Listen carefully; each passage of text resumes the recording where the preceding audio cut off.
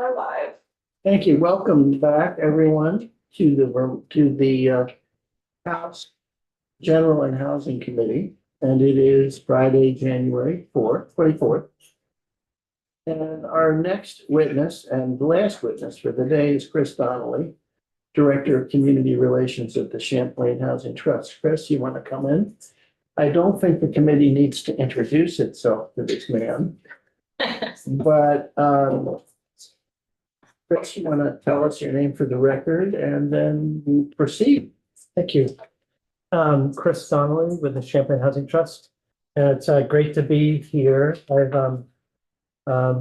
been in this seat many times before, but this is my first time this year. So I really appreciate all the work that you're doing in the first few weeks of the session. And I know you're going to have a lot more to come. I have been, a little background about me, I've been at the Champlain Housing Trust for almost 20 years now. I grew up in North Springfield, Vermont, and went away for a little while and moved back in my 20s to, I was just mentioning, Vermont, the Heard District, and then I moved to the Chair's District and lived there for a little while before moving to Burlington about 20 years ago. I have some slides to share, but I thought just as an overview, I was asked to come in and put a little bit more kind of meat on the bones, if you will, around the shared equity home ownership program and how that program works and preserves affordability, just so you have a primer on that. But I'm also here to talk more generally about programs and how we invest money and what kind of benefits we get from the different types of programs that the legislature allocates money for. And then I'm here, and as always, I'm happy to be a resource for any kind of questions. I may be more of a generalist, but I know if I can't answer a question, I know I can find someone that can help you. So let me share the screen.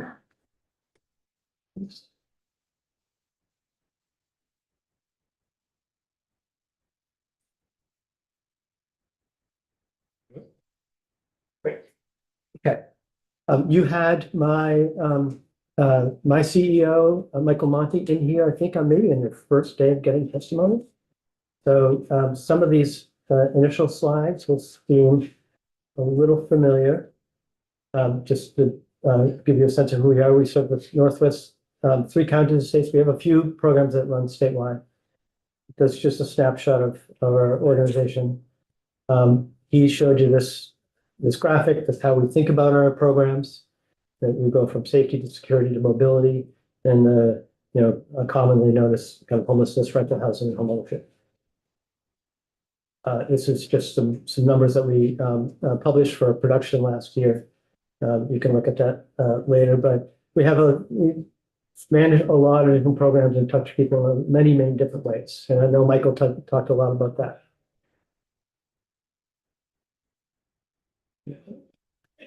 So I wanted to talk to you about shared equity home ownership. This is a family that moved into a home maybe 15 years ago in North End of Burlington. When this family moved in, there were refugees from Congo. He said, "Je suis arrivé," or Hervé. I'm not French, I can't. You got that right. But he's just like, "I am home." It's just a sense. He said the first time he walked in the building, he just felt at home because it was his. And that's, we all, if you own a home or others that own homes, that feeling of even at the end of a rough day going home and you close the door and you're home. So that's what we try to achieve with our program. Broadly, we provide that opportunity for people to buy that home at an affordable rate, people that are priced out of the market. A lot of people are priced out of the market right now, but we try to help people that are priced out of the market. And then in the agreement that we have with those buyers that are accessing homeownership, they agree to share the same opportunity with the next buyer. And I'm going to walk through what that means and how we do it mechanically. But the real purpose is that we're trying to balance the benefits to the individual homeowner, the benefits of homeownership, with the needs of the community and preserving that homeownership, and the needs of the taxpayer to preserve, to use their dollars wisely. That's just in broad scope, what our goals are. So it's try to get that balance of individual and community benefits. When someone wants to become a homeowner, anybody that wants to become a homeowner, you first have to make sure that you can get a mortgage, right? And so what we do with our homeowners is we say, you need to get ready to get a mortgage, but we want you to take a homebuyer education class. We want you to understand the buying process, understand what your debts are, what you can afford, how to go through the process, how to hire a lawyer, all that kind of stuff. We want you to understand A to Z, what it's like to become a homeowner. We have this home buyer education program. It's not means tested. Anybody can take this. Anyone can take these classes. We probably have, I don't know, 400 or 500 people that take these classes each year. And we have follow-up counseling to work on people's individual situations, whether they need to develop a plan to reduce debt, deal with the credit report, be better budgeting, understand what they're spending their money on. We help people become mortgage ready. After they can go to a bank and get a mortgage, if they can't get a mortgage in the open market, then we work with them to find an option in our program. Our preference is to get someone ready, and this may sound a little strange. Our preference is that people are ready and able to buy in the open market and not through our program. We hope that people have that kind of that resource, the income, the ability to save and so forth to buy on the open market. The open market in the long term is a much better deal building equity and wealth than our program, because in our program, what you're doing is you're participating in a long-term effort to preserve the affordability, and you're giving up something for that. And we tell people right up front, you're getting access to home ownership, but you're going to be giving up something on the tail end. So if someone's be ready to buy a home, that's fine. In our portfolio, there's lots of ways that homes come in. The first number slide I had there we have 685 homes in the portfolio. It's the largest in the country. There's many different ways that they come into the portfolio, including that we build them. We team with Habitat that are building homes. Sometimes we're able to convert a rental apartment or rental development into home ownership. If we do it at the same price of renting, we'll do that. So there's many different ways that we try to bring new homes into the. So do I understand that however the home comes in, it comes to you guys? Yes, It starts with it starts with us. That's really important to understand how the shared equity works. The home to begin with, they own it. Yeah. So we may own it for 5 seconds. Yeah. right? But we own it because we are going to be the steward of your taxpayer dollars. We're going to be the steward of those dollars. We're going to be a steward to make sure that affordability is at home. All right. So the homes come in. The third step is the buyer gets ready. They hire a lawyer. We don't provide the lawyer for them. This is their purchase. This is their largest purchase of their life, most likely, at the time. They do their own home inspection, so they have their own individual set of eyes on the house. They work with their own bank or credit union. Some credit unions have created special programs for our program because they know that people are getting a lower mortgage and they're getting home buyer education with it. So, but that's theirs. They make those choices. We don't make those choices for them. We provide them all the information, they make those choices. And then at the closing, as the chair says, we own the home, we sell it to the buyer. They then, and you can see where the subsidies come from, using 2 different sources. There's other ways that we do this too. It's not as cut and dry.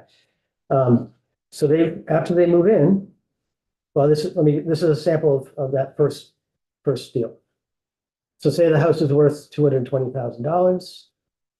We find the subsidy, say from VHCB or some state tax credits. We bring the price down to $160,000. They get a mortgage for $160,000. They buy it. Okay. This is the simplest slide I'm going to show you. We can't get this one. We won't get far. This is also going to be the basis for the rest of the slides that I show you. So I'm gonna refer back to some of these numbers.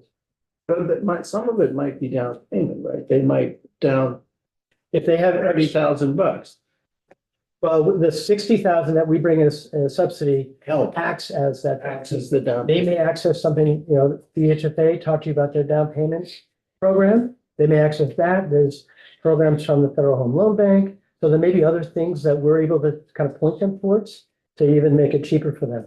The trick is, we want to make sure that people that don't have access to the market are actually building equity by paying down a mortgage as opposed to paying rent. And I'm not saying paying rent is a bad thing, but if you want to be building wealth, and you know this well, I'm saying, you're paying the mortgage for, or you're paying the rental costs for your landlord, you're not building wealth.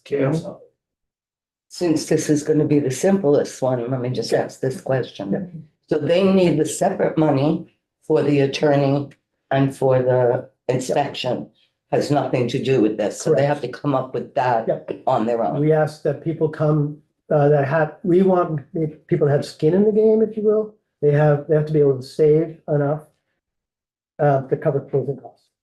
Okay, Yep, and that's the lawyer and the inspection, and all that stuff usually gets kind of wrapped in to the mortgage. So I'm trying to make this as simple as possible, just so you can see the formula.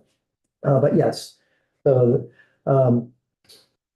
we go to the next slide. So, after the buyer buys it, it's theirs. They pay the mortgage, they pay the insurance, they pay the property taxes, any other fees or stuff. They are in charge of maintaining the house. We're not gonna come by and mow their lawn or plow their driveway.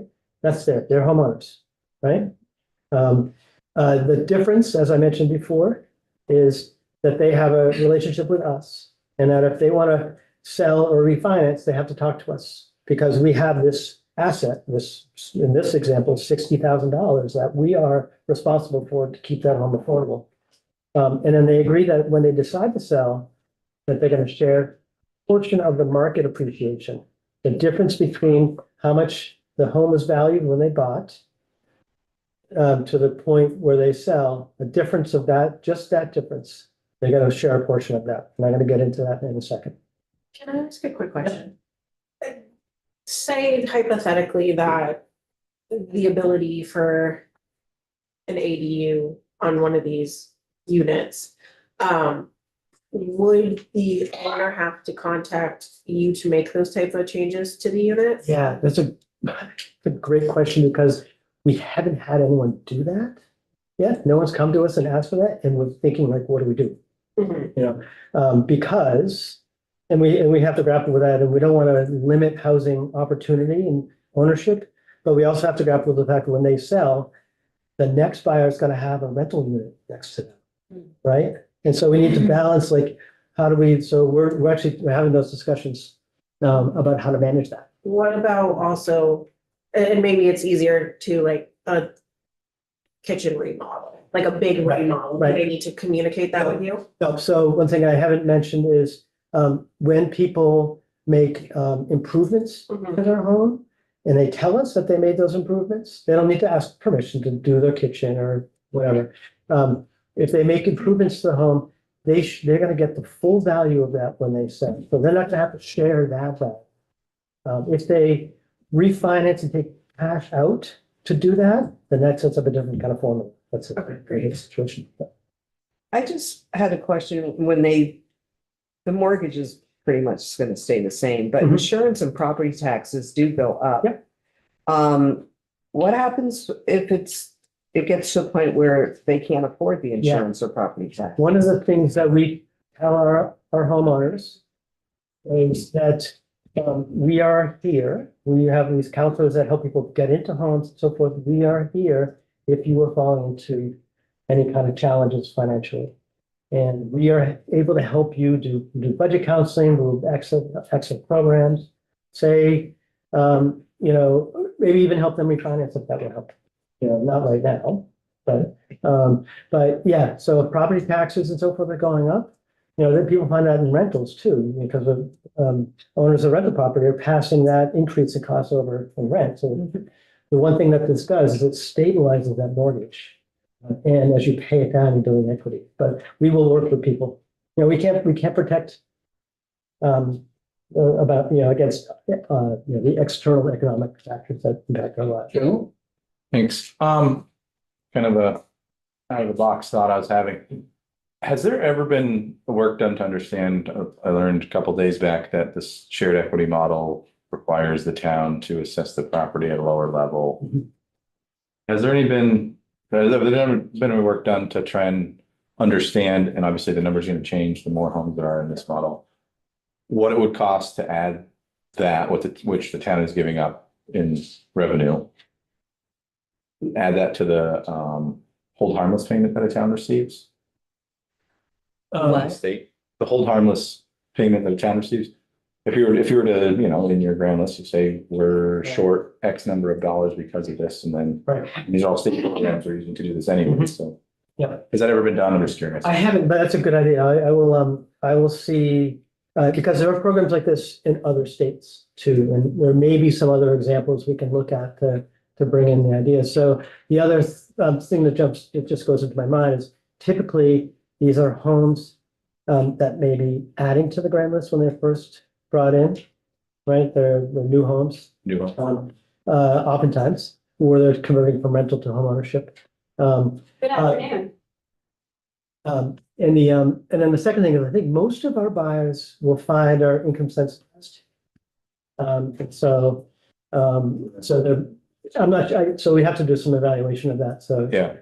I mean, if it turns into too much of a hassle to do it, to make it worth what would actually come in, One of the then it's things, kind of not one of worth the it. in the things, first I know place. a couple of communities have said this to me, and I don't remember which ones, maybe it's Shelburne, I forget, but, so don't quote me on that, but a couple of communities have actually said, this is our way. We don't have a housing trust fund in our community.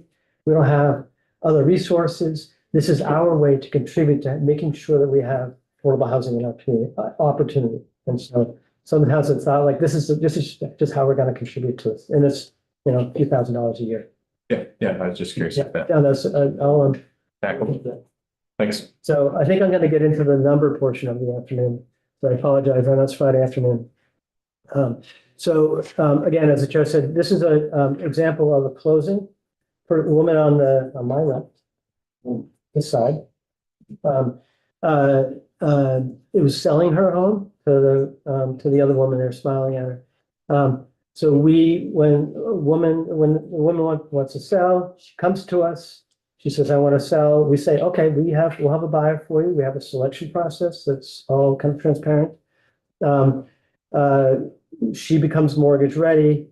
We all sit at the table and the owner of the home then transfers the keys, literally transfers the keys at the closing, just like any of us do closings. I mean, usually I sat with the person that was selling me their house when I bought. And so, but in the middle of that, we'll own it for just a second to make sure that we're stewarding the ownership correctly and that we're ensuring the affordability.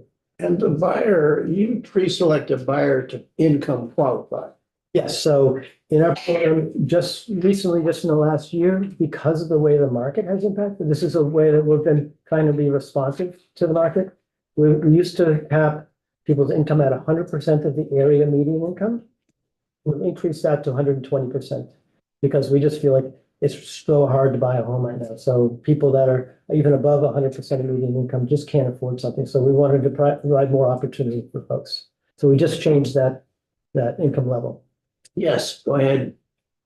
Are they selling it to you and you're selling it to? Yeah.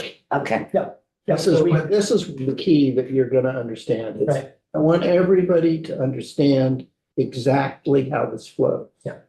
So you would sell to me and I would sell to you. Right? So, but it happens like, that's why if you see the person that has a kind of a black shirt in this side, this is our staff person. And this is our lawyer. And this is, I don't know which lawyer this one is, but, so we have this closing with 3 parties. Yeah. I was just curious about like the updates that houses need, like Uh-huh. maybe a new hot water heater or a new furnace or whatever. How is that like factored in, so to speak? People have to get a mortgage that's affordable to them, Yeah, right? And they need to be able to prepare for owning a home. We do that through home buyer education. okay. It's their home. We're not gonna replace the water heater for them. We have programs that have lower interest loans if they can't go to a bank and do that, or if they don't have enough equity to pull out of their home to do those repairs, or if they haven't saved enough, right? But we tell people they have to, this is home ownership. The only difference is that they wouldn't be able to get home ownership, and because of that, they're sharing some of the equity, the appreciation. So, yeah, we're not gonna, I mean, we have a vested interest in that the asset is preserved and is in good shape because we want the next person to buy it. And there have been cases where we've had to either step in and proactively offer support to people or proactively say, you know what, this isn't working out for you. We want to make sure that you don't go downhill further and help people out. So we have some mechanisms to check with people, but in reality, it's like, this is home ownership and it's theirs. Just like if the market all of a sudden tanks, we can't solve that for people. So usually when the market tanks and prices go down, none of us are selling our homes or buying homes, right? So that's the same with these folks. All right, I'm gonna get into the math if that's okay. I'll try to do this slowly. All right, you see the original sale here. That's, I showed you that before, 220, $60,000 discount subsidy, original sale price at 160. They live in the home, let's say 8 years. The price went up from 220 appraised value, this is a market appraisal, 220 to 300. Got it? Okay. Next one. This is the original subsidy, so we're going to discount the 300,000 by 60. Right? That's we steward that in that closing, we steward that original subsidy. This is a tricky one. Not that tricky, I don't think. So we said that they are sharing part of the appreciation. The seller is sharing 75% of the market appreciation with the next buyer. They're making the house cost plus. So the market appreciation was 80,000, the 300,000 minus 220, that's 80,000. 75% of that is 60. So we bring the price down another $60,000. Everyone got me so far? No, Okay. sorry, hold No, up. that's okay. Let me say it again in a few different words.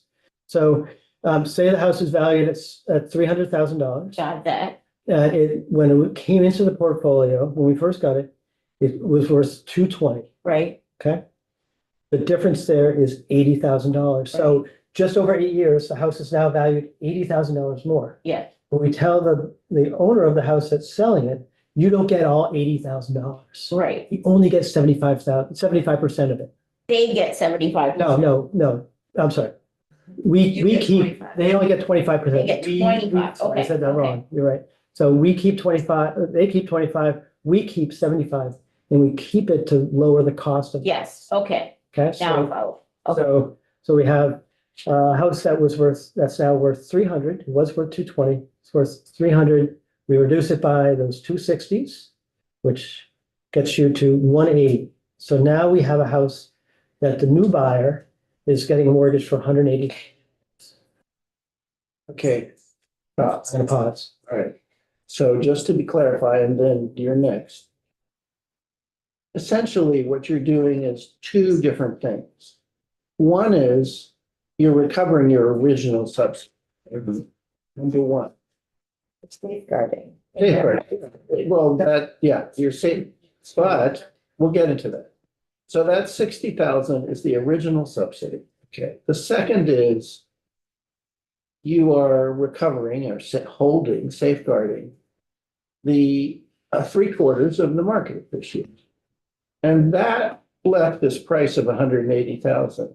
So the way you're quote recovering it, it's not as if the 60,000 in original public subsidy and the 60,000 3/4 of the appreciation flow to VAC to you to Champlain Housing Trust. It's being safeguarded in that the new buyer isn't paying it. In the value of the home. Yeah. So even though it's a $300,000 house now, the new buyer is paying $180,000. So it's a little counterintuitive because the public subsidy part's easy to understand. What you're saying is we're holding on to this, we're preserving. And this means that it's 180,000 is more than 160,000. But it's not as much more as it would have been if they didn't do this. Okay, questions? Go ahead. So when the market does drop, and if somebody has to move, they're going across the country, take care of aging parents, whatever, something forces them to sell. If that market value drops to 210, what happens?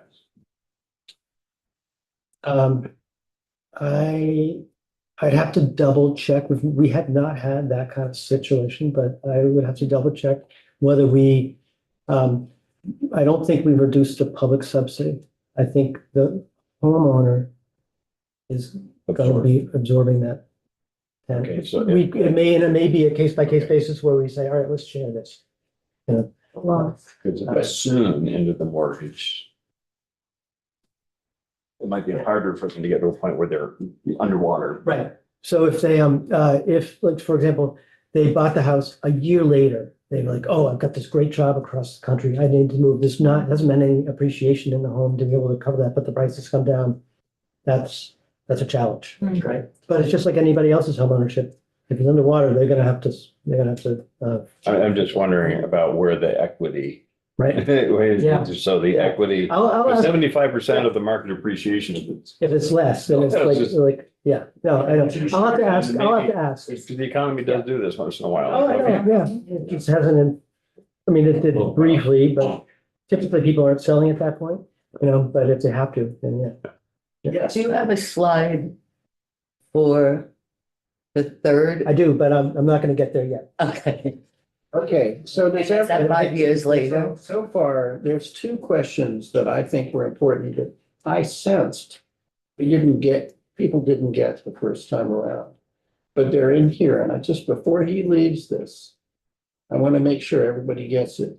One is the Champlain Housing Trust is in the middle of this. They own it to begin with, and they briefly own it at every transaction.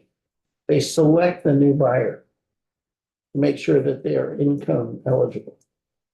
In terms of the way the money flows,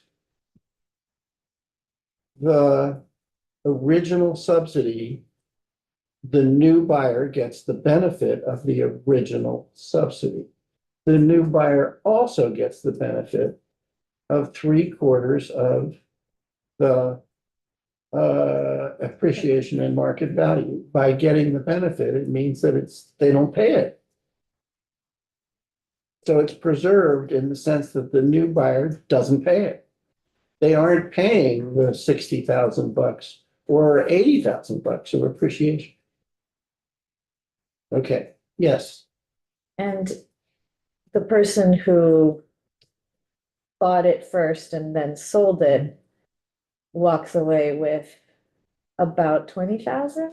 They will get 20,000 of that market appreciation, plus whatever they paid down on the mortgage over the 8 years that they've lived there. Okay, Which is and different they than- weren't just pouring money into rent and walking away after 8 years with Right. zero. Pouring money, yeah, I mean, right. Yeah, Yeah, I'm gonna assume this, so I'll ask, but I think one of the parts that we haven't really hit on is the part where you're not allowed to sell your house for what you'd like. Correct. Right, we have It is assessed and that's what it's sold for every time. we have a formula. Or You appraised, I agree, should say. right, we agreed to a formula of your sale price. Yeah, And What is that do based? improvements that I make during my time there, you get the full value of that. Yes, that we can, it has to be something that you can document, that the appraiser says, yes, improving your kitchen, there you go, $10,000. You know, so what we ask our homeowners to do is to let us know, just so we can put it in your files, like you've done this, so that when the appraisal comes 5 years from now, we tell the appraiser they did this, or, you know, and so, because we want people to invest in their homes. so the new buyer gets the fair market value of any improvements. I mean, excuse me, the original buyer, now the seller. They get their improvements. They get if they bought down their mortgage. And they also get 25% of the appreciation, which is a compromise because this has long been the case with low-income housing. I mean, it's just part of the pull. Housing is a way of building wealth. One of the great values of owning a home is it builds wealth. If, time over time, the value of the house goes up. And, very often, the home is sold upon the death of the owner and goes into the estate and passes on to the kids in terms of money, and there's more money that accumulates. And in America, many of you must know this already, unfortunately, many of the home buyer assistance programs, the New Deal and the GI Bill of Rights, et cetera, created a lot of wealth, but mostly not with African Americans or other people of color, because they were excluded from these programs, either de facto or by terms of the program. And so the result is, if you see graphs of wealth, not income, wealth, family wealth, by race, it's just like staggering the difference, the difference there is. So on the one hand, you really want, if you're a homeowner, hey, the whole idea is to create wealth. On the other hand, if you just let the new owner walk away, I mean, the old owner, the seller in this case, walk away with 100% of the appreciation, then all of a sudden the unit is no longer available to people. It's not a low-income housing unit anymore. If they could just sell the house for $300,000 and that's the end of it, number one, they would have pocketed the $60,000 subsidy that we originally put in it. And number two, they'd get 100% of the market appreciation, and that would be great for wealth building. But it would mean that it wasn't a low-income housing unit anymore. It couldn't be used again as a low-income housing unit. I'll say this is a middle-income housing. Yeah, It's not just low-income. it's middle income. They couldn't, it's gone. And so this program is a compromise, absolutely a classic example of a compromise. 75% is what allows us to keep it as an affordable unit, and 25% helps with the wealth building. Tom and then Sadia. Tom and Saudi, did you have your hand up? Go ahead. You're And then welcome. Tom. Thank you so much. Appreciate it. I just have a question about the paying down the mortgage, the part that they paid down, because I'm confused on that. If it's, so what does that mean? Does that mean a portion of what they paid, or I don't understand. So if they had a mortgage on $160,000, Uh-huh, they're paying interest what word is it? Principal, every month. uh-huh. And so whatever the principal pay down they have on a mortgage is theirs to keep. It's theirs. So when they sell, they get all of that.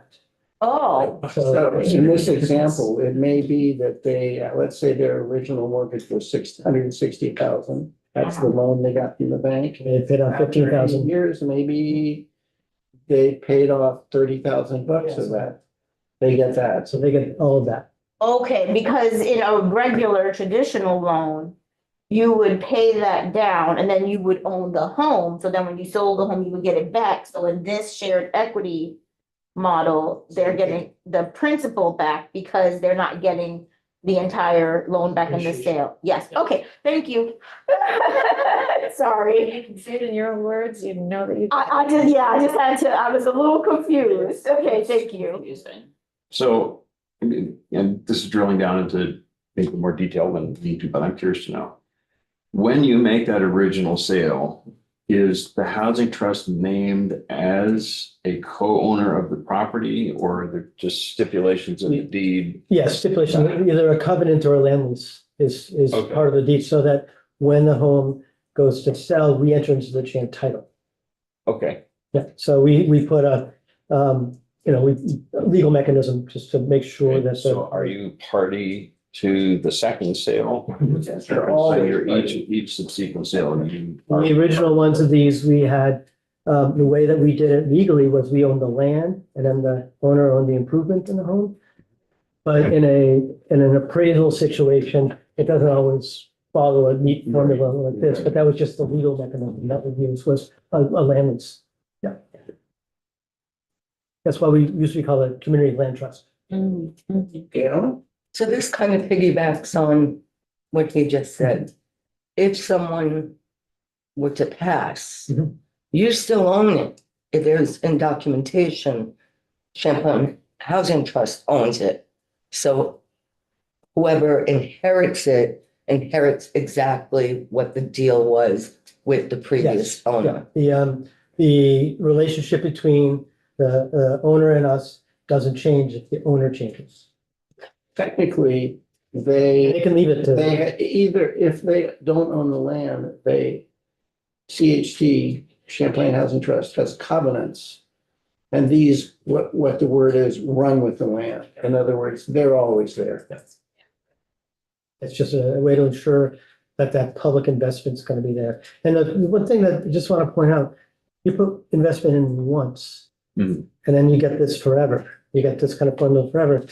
Gus, when he was here, he may have showed you some slides that had maybe the numbers a little more confusing, but some of these earlier deals in the eighties and nineties, it's like $12,000. Right, And the and house now is you still have- affordable 4 owners later, so, and you haven't had to put any more taxpayer money in. Except for, as Joe was talking about, how maybe the communities are foregoing some of their tax revenue. So, except for that caveat, but we haven't had to put in more resources into it. Can I blow your mind now? This is, here's number 3. All right, I'm not gonna go step by step, but, so now say the home, after another 8 years, it goes up $100,000.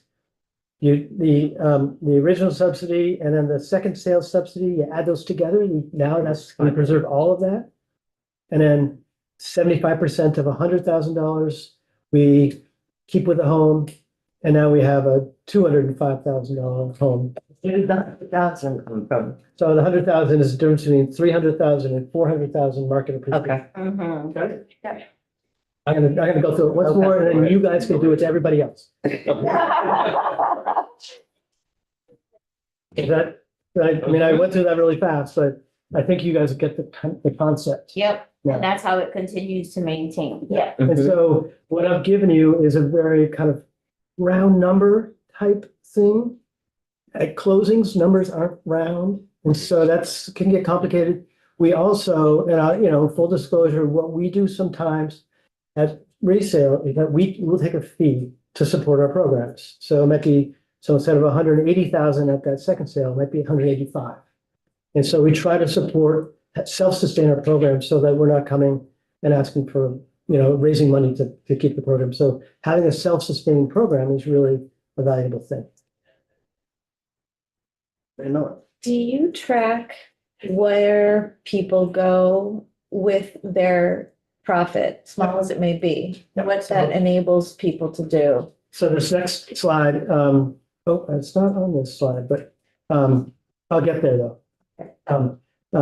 In the short is close to 2/3 of the people are actually able to access homeownership without any other support. So they're able to jump into the market. Some just get married and move into somebody else's house. Some may go back to renting. It's a range of things, but 2/3 are able to build enough wealth to access the market without another program like this. And not have those restrictions on the resale. There's just some data points in terms of how the program performs or who's in the homes. And then you see the jobs there in that second column. So it's workforce. What is this employment sector. This is who they are. This is who the buyers, where the buyers work. And there's about 1,200 of these homes statewide, and we have a little bit more than half of them. Serve many people over the time. This is just some of the other benefits of the program. One of the things I'll point out is there was a national study of programs like this around the country that showed that people were 10 times less likely to go into foreclosure than the market. And it's because they have that lower mortgage, and usually it's paired with that homebuyer education on the way in. And then they have an organization they can turn to if they get into trouble. And so that was a real kind of sustainability or stability benefit of the program. Great, thank you. That was the question, so. I'm looking through, and I was trying the round numbers, so the original buyer gains about $20,000 in equity Mhm. going to the second buyer. Yeah. Second buyer gains about 25 over it, so. Of the appreciation, right? What the subsequent buyers are gaining doesn't seem to increase at the same proportion that the appraised value. That's the third sale I had as an increase of $100,000 as opposed to the first sale I had an $80,000 increase. So that's why there's a difference in that. Okay, If I had used so, an $80,000 increase on the third sale, that person would have had 20,000 of appreciation. and it would have been. It would have been Proportionate 200. there. Yeah. And of course, what people build in wealth is tied to interest rates and, all sorts of things. Hopefully people are able to save money because, whether the property taxes or insurance are really kind of going up or down, at least their mortgage costs are the same. So hopefully people are able to save a little bit more. So is that roughly $20,000 in equity for them to go forward and get into the market? Is not as significant if property values have gone up by almost No, 100%. so it's hard now.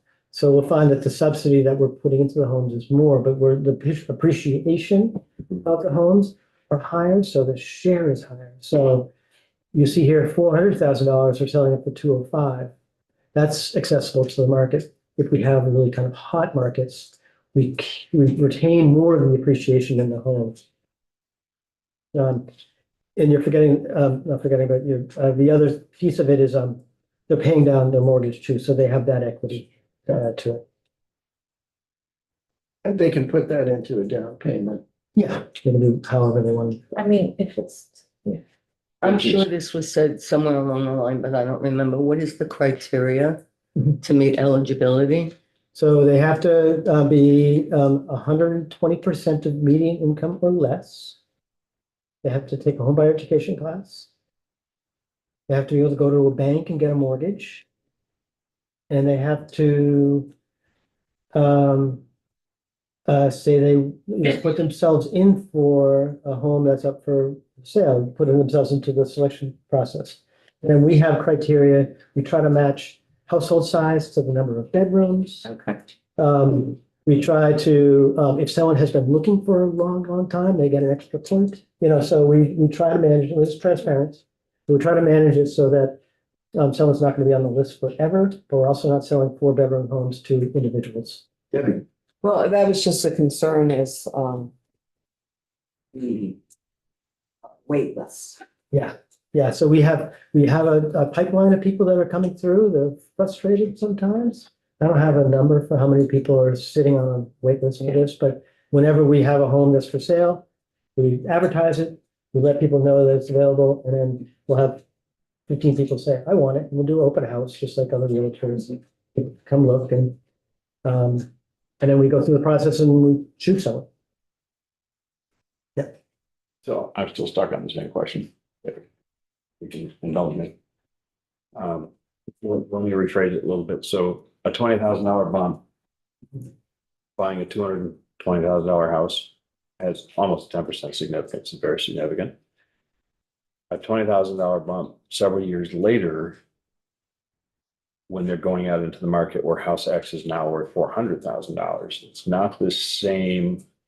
It doesn't have the same effect to their down payment getting into the market on their own. Mhm. Because there's a big price difference here. Certainly when they come into the program, but when they're trying to build equity to go out of the program, while this house is appreciating in value, so is every other house they might buy. Exactly. And that's one of the things that's a challenge in this program is that we can't predict the market.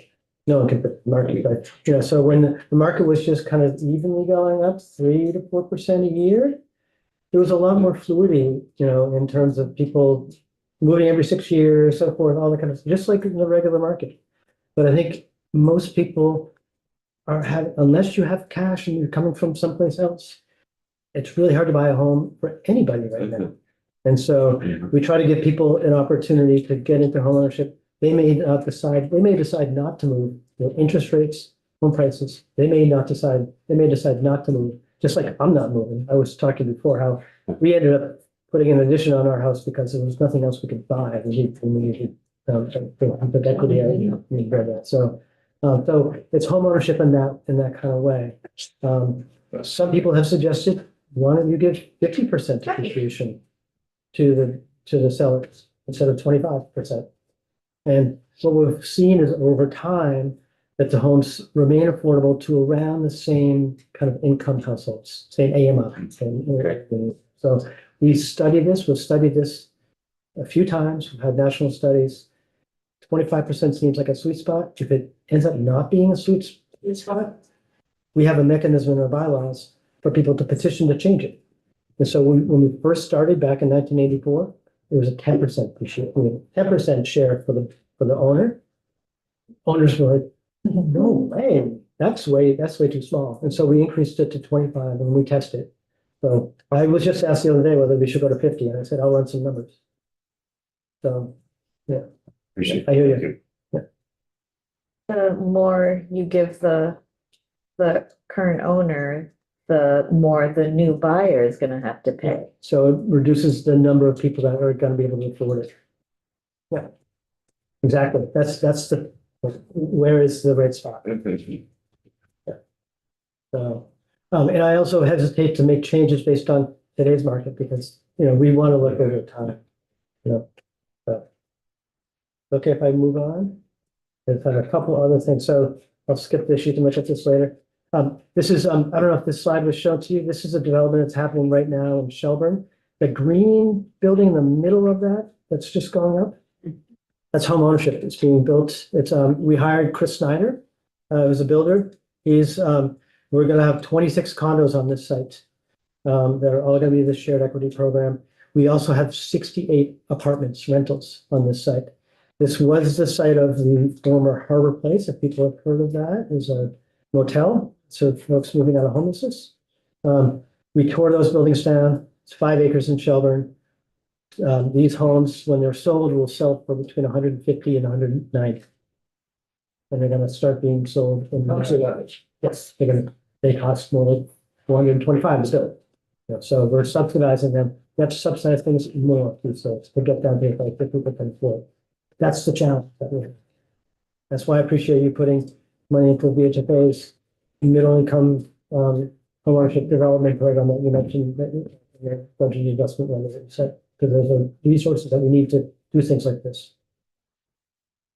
This is a great project. This has 3 different contractors. Naylor and Breen is doing some rehab of some buildings in the back. DEW is doing there's 2 buildings that are going to be in the front, and then Chris Snyder's working in the back. DEW is managing the whole thing, and just the coordination is just awesome. What were the numbers again? How many condos? 26 condos and 68 apartments. 20 in those back 2 buildings. And then in the front, there'll be 2 buildings kind of connected. They'll have 48. So I just want to shift gears a little bit. The chair asked me just to kind of give you a little bit of a thumbnail sketch of the different, you've heard about all sorts of different housing programs. These are the ones I think of as the production programs, the money that you guys allocate to help build new housing.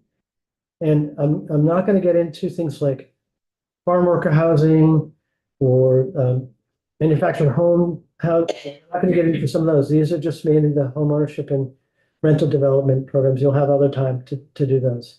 So this is just a quick sketch. So when you give money to VHB or we allocate state tax credits to build rental housing, affordability is forever. We've talked about that. And then the state's cost is about $152,000 per unit. That's VHB says that's over the last 10 developments that they did. Overall cost is higher, but the state's cost is 152. You get affordability forever. The VHIP program, the Vermont Housing Improvement Program, this rental, talked about how this affordability for 5 or 10 years. It's less to the state, less cost to the state, 45,000. It's a revolving loan fund, and I think Maura talked to you about that. You'll see that's 125 a unit, and then the term, the affordability term varies depending on the agreement that they have with the builder. It's somewhere between 10 and 33 years, I believe. And then the middle income homeownership development program. In that program, there was a decision made to say at least a third of them, of these homes that are being developed in this program, and I'm not going to go into the details of the programs, but at least a third of the homes have to be in the shared equity program, built by Habitat or in the shared equity program, so that they're permanently affordable. The other 2/3 can be market rate. When they put the money out, $24 million, they end up being half and half, roughly half and half. So they met that target and more. So that's just a sketch of how much it costs for each one, and then some of the affordability terms. And then this is an attempt, and I hope this is okay. You're going to be looking sideways at the screen. I try to make an attempt. Maura put up I don't know if she did in this committee, but has put up a picture of Maura Collins from VHA, an iceberg, and everything above the water line is like, oh, this is affordable housing. But then you get all these other things when you invest in it. So I try to put this up and then demonstrate how these 4 programs that I mentioned touch on these components. And so, and then what the affordability, and I am a big fan, and been doing this for a long time. I'm a big fan of permanent affordability because I feel like as taxpayers, we want to lock up as much of our dollars as possible to ensure long-term affordability. But I also totally get that we need housing now, we need housing last week. Representative Bartley will remember me saying, I don't want to come back here next year to say we need to build more housing. You know, I'm here. And so, so these other programs, we need a lot of tools in the toolbox. You can just see through this chart how there's different things. And I did this, and someone else may do this and say, we need like 3 more criteria, or we need less, or this is me, my thinking. And someone may say, I didn't put the stars in the right spots, but I just want to give you some framework to think about, and a way to visualize this. So when you do the affordable apartments, you get addressing homelessness, you house your workforce, oftentimes downtown. You've probably talked about soils, dirty soils in here a little bit. And then almost everything touches on energy efficiency these days. And I think you heard witness this morning talking about that. So you can just see here that, so the VHIP program, I have a half a star for the addressing homelessness box because that program is now shifting and it's not always addressing homeless with people that are moving in. So this is just my attempt to give you another way to think about these programs and visualize how they work and what you're getting for when you spend this money. So How many VF units have you guys built? About. I'm gonna have to guess. It's on DHD's website. 150. I forget the universe of how many have been done, but we've done, a quarter of them maybe. So 5 to 10 years from now, those 150 are just their rental units. Yep. At market value. At whatever the landlord wants to rent them for. Yep. Or they could continue with the same tenants that they have, and some of them have a Section 8 voucher with them, and that's working out. They're getting guaranteed rent and they're a good tenant, and they'll keep them. Yep. So, but yes, some may just be unrestricted. Have you had experience before with very large projects flipping over from income limited to open? Yep. What happened? People are displaced. I mean, people have no place to go. There's an example in Winooski with the Bove brothers that they threatened to, or they said they were gonna move on from the tenants. They're gonna tear down the buildings and build new, and everyone, kind of screamed about it, and they stopped. They said, "Okay, we won't do that." And now they're deciding to do that again. And so that's happening. There's a development. I mean, in this country, you own property, you get to do with it what you want. So it's really public pressure that made them think twice. But there's a development in Essex, that the same thing happened. It was what we would call Class B housing. It was just naturally affordable. It didn't have subsidy with it necessarily. And the owner decided he wanted to redo it. I forget, you may know the name of this, Green Meadow, it's over by the tree farm. Autumn Pond? Yeah, Autumn Pond, there we go. Autumn Pond used to be housing that we used to send people to when we didn't have any options because it was just affordable, and the owner decided they wanted to do something different there. So we end up with a lot of displacement. A lot of the staff I worked with in schools lived there. So, yeah, we've seen that. They've all left. We try to, if we can, we try to step in and purchase those properties before they go to market. We've done that a few times. What was VHIP originally, the subsidy, wasn't the subsidy originally smaller? The original proposed subsidy was 7,000, but it was first enacted at 30,000, And now, up to 50. And maybe even a little bit more for other special projects, And that's dependent on the size. yes. is that, to what extent is that because, wow, we like the program and we wanna, it's producing units and so we wanna subsidize more?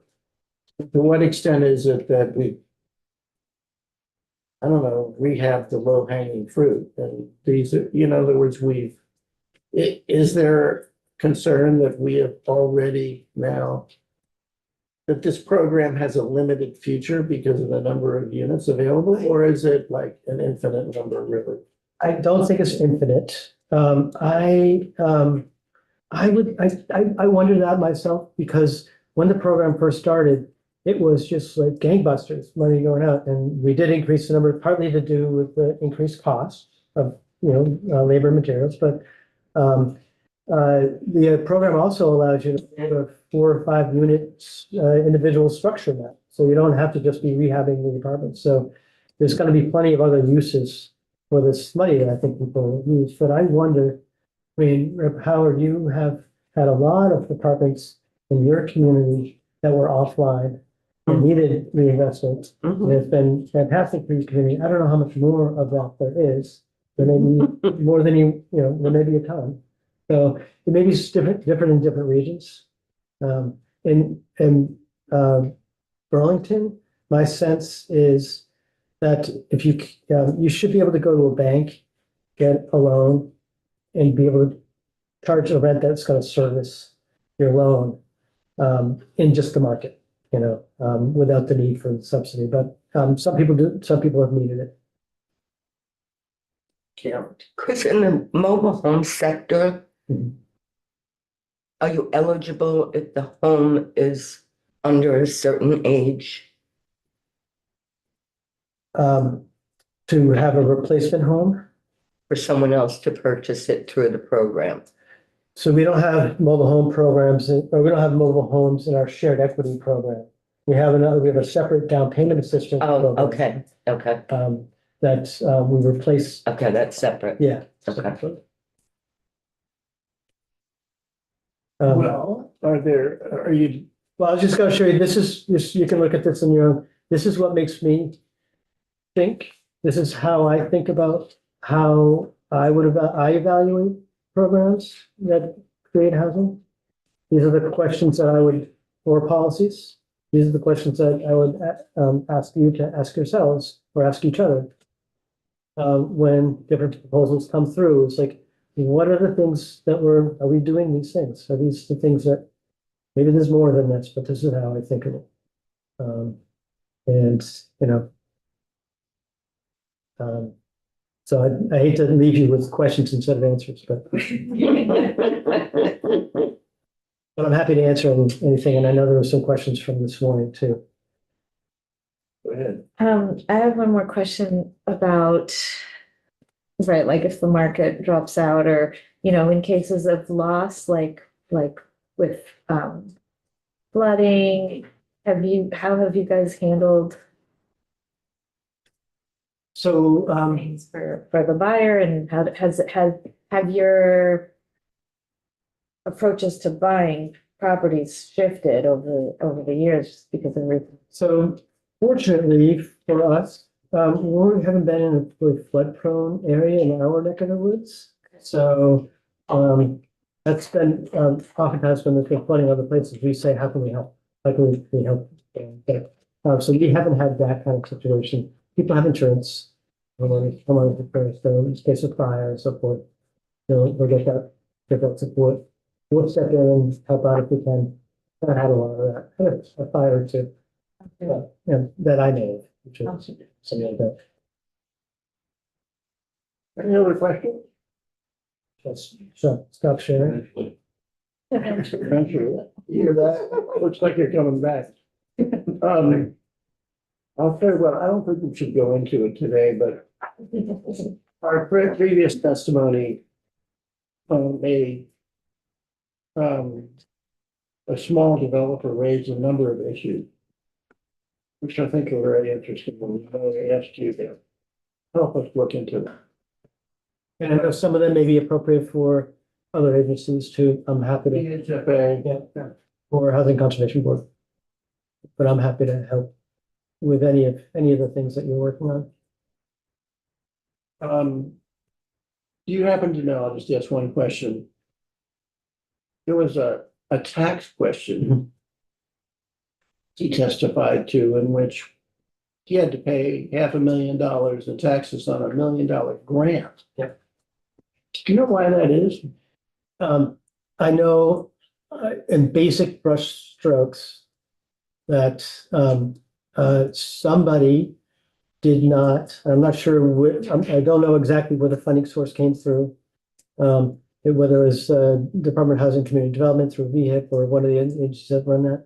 But grants, when they go to individual or for-profit, are considered by the IRS as income. Opposed to a loan? And so they could have made the choice to make it a loan. And if they made it a loan, then it would have been a business expense that he could have just used. That was an awful, I can't imagine how frustrating that is to, and I don't know if there's a way to unwind that. I don't know. But I'm pretty sure now that if people are getting grants through that VHIP program, because there still are 5-year grants, $50,000 grants that are going, they're being told upfront, this is a grant and this is going to count as income. And so people have their eyes wide open that this is happening. Can they be made loans? The statute stipulates 5-year grants, 10-year loans. And I then think that we may talked have about that changed. last year. It changed to grants or loans that you can make a. Last year, that because this came up. Yeah. That's the language was Discussion. changed. I can't remember in what bill. Okay. It might have been the, You mean 21. loans? Yeah. just some discretion. Yeah. Yeah. And so that's a lesson that somebody, I don't know who the agency was that he was working with, or I don't know, I'm guessing it was here, but I'm not positive. But I know that there's. So that's just, A loan, how's it paid back? Grant. they're forgivable loans. Right. So say it's $50,000 for every year, you forgive 10,000. And so you retain that. That's how we structure And it. it's not income when it's forgiven? Yeah, loan forgiveness is not, takes. I'm not a tax attorney. I'm not gonna, Away Maybe from we me. should I'm playing, I'm Portfolio in here. Yeah. But I In think the that- long run, it costs the taxpayer to do these projects Either way. either way. And we're trying to stretch it as far as we can, so it's a tax. Yeah. Well, I was just saying, like, when we went through COVID and businesses got loans for their, so their business doesn't go, that was set up as a, I guess like as a grant that was forgiven. Alone. As a loan right, that's it was forgiven. forgiven or, yeah. We, the payroll protection. I Yeah. don't do that part. Yeah. I'm just saying that I know that businesses were, in distress and Yeah. their government had, Yes. but they didn't have to be paid back. In some cases, if they could prove that they. Right, there was Yeah, yeah, yeah. paperwork to Yep. do. Any other questions of Chris? I know, I have a feeling there's more, right? Thank you so much. Mhm. This has helped, I think. And the committee is now totally an expert on the subject, right? I hope I at least gave you some tools to, know what you're talking about and what the benefits of some of the programs are, but also just to understand, share that. Great. Thank you very much. I think we are, is it all right if we adjourn? Yes. You can take us offline.